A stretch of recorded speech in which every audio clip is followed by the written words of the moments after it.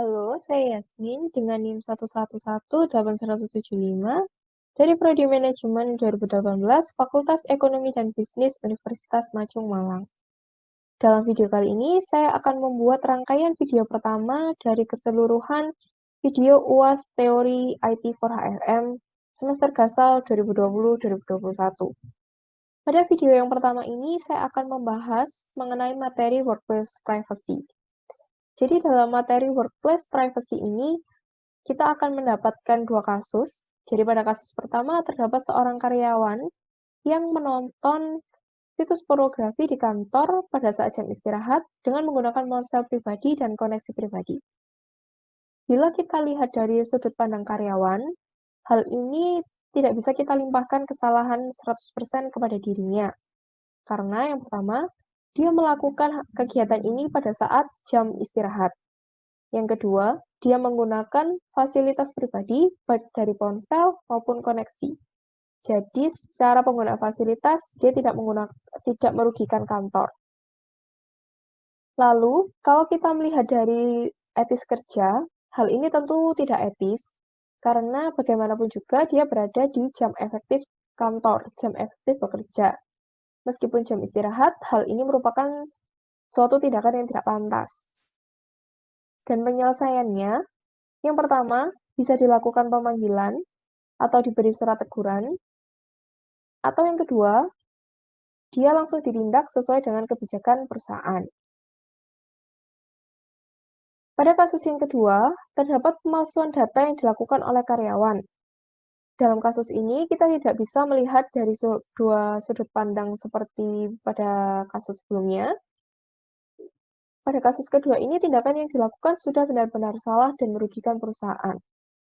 Nah, resiko dari kasus yang kedua ini adalah sanksi pidana atau sanksi-sanksi lain yang keseluruhannya merupakan kerugian bagi individu yang melakukan tindakan pelanggaran itu. Nah, penyelesaiannya, kalau di sini kita tidak bisa lagi menyelesaikan secara kekeluargaan, kita sebagai HRD tidak bisa menyelesaikan secara kekeluargaan, yang bisa kita lakukan adalah yang pertama, kita menuntut kita menuntut karyawan itu dari segi material mungkin dia melakukan beberapa kompensasi atas penggelapan yang dilakukan, atau kita melakukan penyemecatan begitu saja. Nah, solusi yang kedua adalah dibawa ke ranah hukum. Jadi kita langsung melaporkan karyawan ini ke ranah hukum dengan beberapa tuntutan seperti penggelapan, penipuan, dan sebagainya. Nah, jadi kesimpulannya dari contoh kasus tadi, pertama, workplace privacy dan undang-undang. Workplace privacy itu sekarang sangat luas. Workplace privacy sudah dilakukan baik secara IT maupun non-IT. Sekarang kalau kita ketahui, seperti yang kita ketahui, IT dan segala privacy itu sudah ada undang-undangnya. Dan ketika kita melakukan pelanggaran terhadap itu, kita akan terjerat dengan undang-undang. Nah, contohnya seperti kasus yang kedua tadi, ketika karyawan melakukan penggelapan, itu akan termasuk ke penipuan, penggelapan, dan pemalsuan data. Sementara, workplace privacy dan IT itu adalah satu kesatuan yang saat ini tidak dapat dipisahkan dalam perusahaan. Jadi kebanyakan workplace privacy itu berkaitan dengan IT. Misalnya dalam rekap data, dalam pengawasan, itu sekarang semuanya berkaitan dengan IT. Waktu dulu, kebanyakan perusahaan atau kegiatan bisnis, usaha, kegiatan pekerjaan kantoran, itu masih melakukan rekap data secara manual, masih melakukan segala aktivitasnya dengan manual. Tapi sekarang semuanya dimudahkan dengan IT, ketika data tidak sinkron atau terjadi kesalahan, itu sudah terdeteksi, sehingga dalam mengawasi kecurangan, pemalsuan itu sekarang juga lebih mudah dalam perusahaan. Tuh, workplace privacy itu juga bisa berada dalam pandangan yang berbeda. Misalnya dari segi pengawasan, CCTV, terus juga Misalnya sekarang kan berhubungan dengan online ya, banyak yang ketika karyawan disuruh work from home, itu dia bisa terdeteksi kalau dia kemana-mana dan sebagainya. Sekian video dari saya untuk workplace privacy. Kita akan lanjut ke video yang kedua. Terima kasih. Nah, kembali lagi bersama saya Yasmin. Dalam rangkaian video selanjutnya, ini adalah rangkaian video yang kedua. Video ini mengenai sebuah software, aplikasi, atau sarana untuk performance appraisal. Dalam materi performance appraisal kali ini, saya mengambil contoh salah satu web yang menyediakan sarana performance appraisal. Nah, namanya adalah Mercer. Mercer ini adalah salah satu web milik sebuah badan usaha konsultasi yang menggunakan metode 360 derajat. Nah, di metode 360 derajat ini, semua karyawan, semua orang yang ada di dalam organisasi terlibat dalam proses performance appraisal. Nah, di dalam proses performance appraisal 360 derajat yang dilakukan oleh Mercer ini, tujuannya adalah membuat pengembangan karyawan yang disesuaikan dengan kebutuhan dan keinginan perusahaan. Penilaian kerja yang dilakukan berdasarkan identifikasi yang telah dilaksanakan sebelumnya. Nah, identifikasi ini didasarkan pada kebutuhan pelatihan, kebutuhan perusahaan, terus juga budaya misalnya, budaya yang sesuai seperti apa sih, budaya yang ada di organisasi itu seperti apa, nah nanti akan disesuaikan dengan pelatihan yang akan dilakukan. Nah, setelah dilakukan identifikasi, selanjutnya akan dilakukan perencanaan suksesi. Dan nantinya juga akan dibuat laporan dan survei untuk menyesuaikan dengan jenis kebutuhan yang sudah saya sebutkan tadi. Ini adalah tampilan pertama yang akan kita lihat ketika kita membuka webnya Mercer. Jadi ada berbagai pilihan, ada juga kontak yang bisa dihubungi, pricing, try for free, dan sebagainya. Nah, ketika kita buka satu-satu akan seperti ini. Muncul online assessment, talent assessment, hiring, learning and development. Nah, jadi dalam Mercer ini juga mengatur mulai proses hiring sampai dengan learning and development. Jadi mulai dari sebuah perusahaan berusaha mendapatkan SDM melalui kampus hiring, online, dan sebagainya, sampai dengan proses pengembangan organisasi. Jadi benar-benar organisasi ini dikelola dan dikembangkan supaya bisa terus berkembang menuju ke arah yang lebih baik sesuai dengan budaya dan kebutuhan serta keinginan organisasi. Seperti ini. Nah, terakhir, ketika kita sebagai perusahaan sudah memilih seperti apa sih yang kita inginkan, kita bisa request pricing. Untuk di web Mercer sendiri, tidak ada pricing khusus, misalnya dipatok sekian-sekian atau ditampilkan. Tidak, karena semuanya bergantung pada produk yang diinginkan oleh perusahaan, sesuai dengan kebutuhan, beban yang dibutuhkan juga. Tuh. Secara keseluruhan, Mercer dapat disimpulkan tergolong sebagai aplikasi, website, atau sarana performance appraisal yang baik. Karena Mercer sudah memenuhi beberapa poin, antara lain, yang pertama kemudahan, yang kedua integrasi, transparan, self-assessment, dan talent pooling, serta evaluasi resume. Nah, jadi yang pertama, Mercer ini mulai dibukanya sangat mudah sekali. Ditemukannya sangat mudah, kita mengakses informasi juga mudah, terdapat kontak person, request pricing, dan sebagainya. Yang kedua, dia itu transparan karena setiap anggota atau setiap orang yang terlibat itu bisa mengaksesnya, baik secara kuantitatif maupun kualitatif. Ada talent pooling, dan dia melakukan evaluasi bentuk resume secara berkala guna meningkatkan kualitas-kuantitas perusahaan secara terus-menerus dan menjaga supaya itu semua tetap stabil. Nah, sekian video saya mengenai performance appraisal. Video selanjutnya akan ada setelah berikut ini.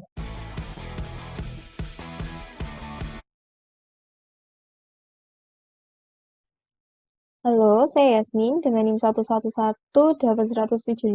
Kali ini saya akan membagikan sedikit opini saya tentang sebuah pelatihan dari Microsoft 365, yakni Enable Modern Communication and Collaboration with Microsoft Teams.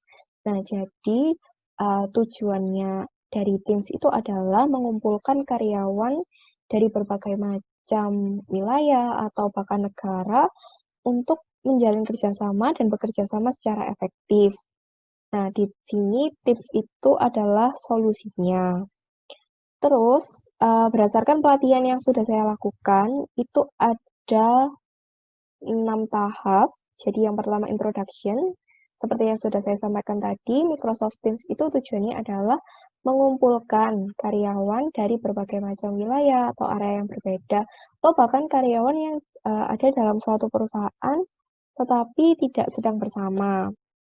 Nah, terus yang kedua, Microsoft Teams Meeting, Voice and Device itu adalah uh, sebuah fitur-fitur yang disediakan oleh Microsoft Teams dalam menunjang tujuannya tadi. Jadi di sini ada 3, yaitu Meeting, Voice, dan Device.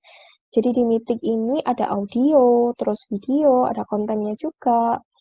Terus sementara voice itu ada calling plan dan number. Jadi di sini setiap orang yang ingin memulai meeting bisa menjadwalkannya terlebih dahulu atau bisa langsung saja spontan langsung klik meet.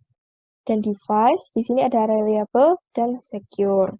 Nah, jadi di Teams ini tuh kita bisa share file atau kita bentuk video mungkin atau juga kita bisa record dari presentasi, terus recording, transkrip, dan sebagainya.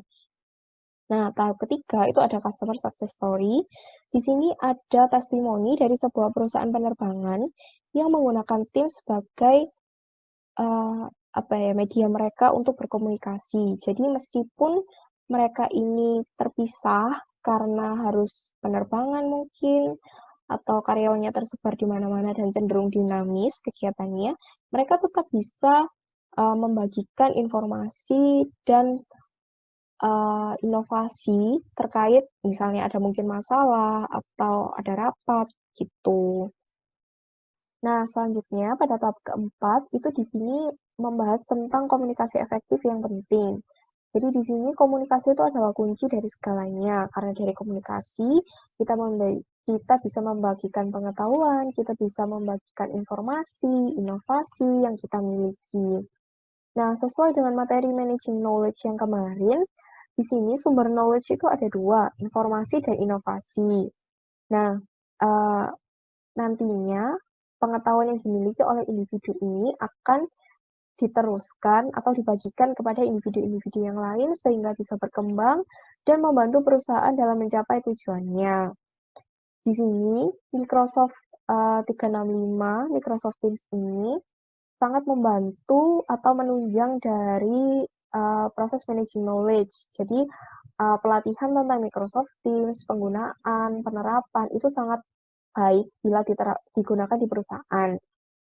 Nah, jadi di sini contohnya fitur dari Microsoft Teams sendiri seperti file, meeting, sharing, atau mungkin penjadwalan di tanggal-tanggal itu juga ada. Jadi fitur-fitur itu tuh sangat membantu. Dalam Microsoft Teams itu juga mengandung unsur harness dan hypothesize. Jadi di sini hasil dari knowledge itu didistribusikan dan dibagi berdasarkan kategori tertentu, misalnya tergantung kebutuhan karyawan dan sebagainya. Dan ini akan menjadi fasilitas untuk kerjasama tim atau antar individu di sebuah organisasi. Selain itu akan menjadi cultural support di mana ada ruang untuk membagikan knowledge baik online maupun offline. Jadi di sini Microsoft Teams itu lebih ke online karena ada meeting dan harus diaksesnya online, tapi bisa juga disimpan didahulu dulu sehingga menjadi offline. Dan sekian penjelasan dari saya, opini saya. Semoga bermanfaat. Terima kasih.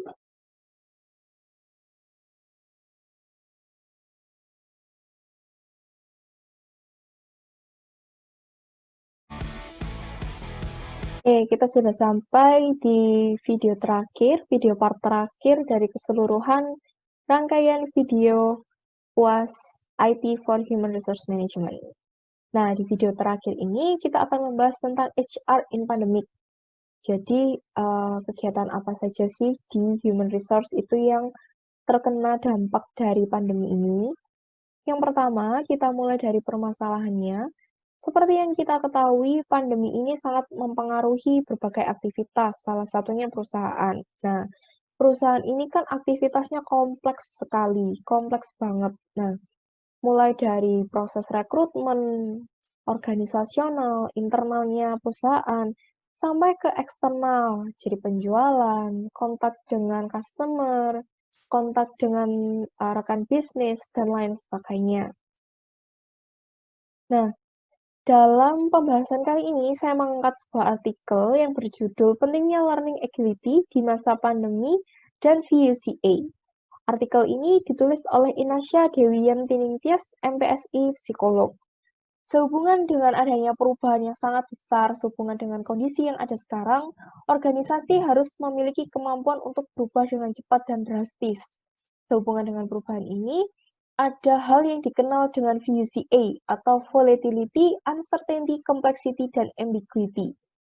Jadi, di mana kondisi itu berada di suatu kondisi yang tidak terduga, suatu kondisi yang ambigu, tidak jelas, dan terjadi perubahan yang drastis dan kompleks, mempengaruhi beberapa aspek, mempengaruhi beberapa hal, dan sebagainya. Dan di sini, guna mengejar perubahan, supaya tidak tertinggal, perusahaan organisasi itu harus dituntut cepat, perubahan yang cepat. Guna mendukung dari perubahan yang cepat itu, salah satu komponen yang penting adalah SDM. Nah, jadi saat ini dalam mencari karyawan, tidak hanya memiliki kecerdasan tinggi, namun juga karyawan yang diperlukan itu memiliki kemampuan untuk beradaptasi tinggi atau memiliki learning agility yang tinggi. Jadi learning agility itu sangat penting di era sekarang karena sehubungan dengan tadi, adaptasi yang cepat dibutuhkan dengan perubahan pembelajaran, penyesuaian yang semuanya serba cepat. Nah, ketika kita atau perusahaan, organisasi memilih karyawan yang kurang memiliki learning agility tinggi, maka itu bisa menjadi hambatan perusahaan dalam berkembang secara berkelanjutan. Nah, berdasarkan kesulitan tadi, di sini saya mengangkat dua contoh, yaitu pada proses pengembangan atau development dari karyawan, di mana itu tergolong dalam performance appraisal, dan yang kedua adalah proses rekrutmen. Di sini saya mengambil contoh Microsoft 365 dan Microsoft Teams sebagai solusinya. Jadi Teams dan Microsoft 365 ini menyediakan berbagai fitur, mulai dari meeting, jadwal, absensi, update pelatihan, dan sebagainya, masih banyak lagi. Nah, fitur-fitur ini itu masuk dalam performance appraisal, learning agility, dan membantu dalam rekrutmen itu tadi. Bagaimana bisa? Jadi, dalam Teams ini itu ada meeting. Di meeting ini kita bisa tetap melakukan pelatihan, tetap melakukan pengawasan terhadap karyawan, progress report, dan sebagainya. Terdapat juga tanggal, jadwal yang bisa kita susun di Teams, itu misalnya buat deadline, atau misal kita ada meeting, kegiatan, dan sebagainya itu masih bisa. Selain itu, di Microsoft 365 itu ada pelatihan-pelatihan yang bisa dilakukan oleh karyawan, dan di Microsoft 365 itu juga ada sebuah fitur yang bisa membantu karyawan untuk update pelatihannya. Misalnya, dalam bulan ini seorang karyawan sudah melakukan 2 pelatihan dengan kategori A dan B. Nah, dari situ nanti bisa direkap, bisa dilihat secara keseluruhan bahwa karyawan ini sudah melakukan banyak pelatihan. Dan otomatis dari situ skill, kemampuan, pengetahuan dari karyawan itu juga bertambah.